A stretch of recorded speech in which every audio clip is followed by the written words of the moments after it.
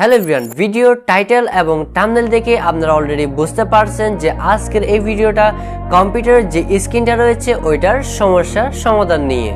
তো ভিউয়ার্স, অনেক সময় ভুলবশত বা কারণবশত আমাদের কম্পিউটারের যে স্ক্রিনটা রয়েছে ওইটা কিন্তু আমাদের হোয়াইট অ্যান্ড ব্ল্যাক হয়ে যায়, অর্থাৎ সাদা কালো হয়ে যায়।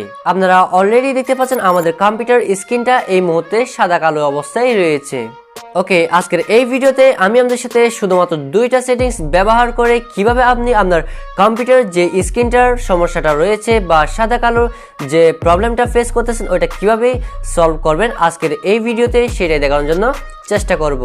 তো ভিউয়ার্স, চলুন আমরা দেখে আসি যে কিভাবে আমরা এই প্রবলেমটা ফিক্সড করে সরাসরি আগের ডিফল্ট অবস্থায় চলে যেতে পারি। ওকে, তো ভিউয়ার্স, এই মুহূর্তে আমরা সরাসরি চলে আসলাম আমাদের কম্পিউটার স্ক্রিনের মধ্যে। এই মুহূর্তে আপনারা দেখতে পাচ্ছেন আমাদের কম্পিউটারটা কিন্তু অলরেডি সাদা কালো অর্থাৎ ব্ল্যাক এন্ড হোয়াইট অবস্থায় রয়েছে। সো এই প্রবলেমটা আমরা ফিক্স করার জন্য আমরা আমাদের কম্পিউটার থেকে সরাসরি অ্যাসেট মেনুর উপর ক্লিক করব।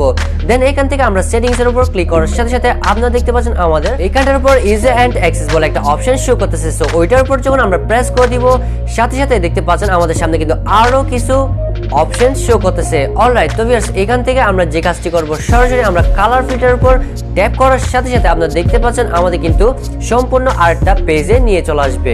এইখানটার মধ্যে আসার সাথে সাথে আপনারা দেখতে পাচ্ছেন ইউজ কালার ফিল্টার, অর্থাৎ এর নিচে একটা টার্ন অন কালার ফিল্টার বলে একটা অপশন রয়েছে। সো এইখানটার মধ্যে আপনারা দেখতে পাচ্ছেন এটা কিন্তু সিলেক্ট অথবা অন করা অবস্থায় রয়েছে। সো এইটাকে জাস্ট আমরা অফ করে দেওয়ার সাথে সাথে আপনারা দেখতে পাচ্ছেন আমাদের এই লোকটা কম্পিউটার স্ক্রিনের যে লোকটা রয়েছে ওটা সরাসরি আগের অবস্থানে চলে গেছে।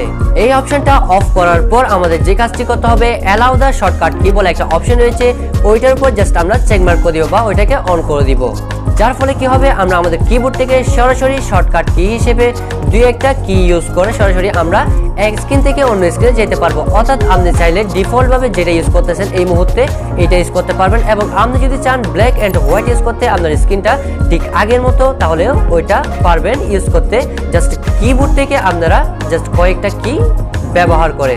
ওকে, এখন দেখবো আমরা 2 নম্বর সেটিংস এর মাধ্যমে কিভাবে আমরা সেম প্রবলেমটা আবার সলভ করতে পারবো বা ফিক্স করতে পারবো। এই কাজে আমাদের সাহায্য করবে আমাদের কাঙ্ক্ষিত কিবোর্ডটা, অর্থাৎ আমরা চাইলে কিবোর্ড দ্বারা সরাসরি এই প্রবলেমটা সলভ করতে পারবো।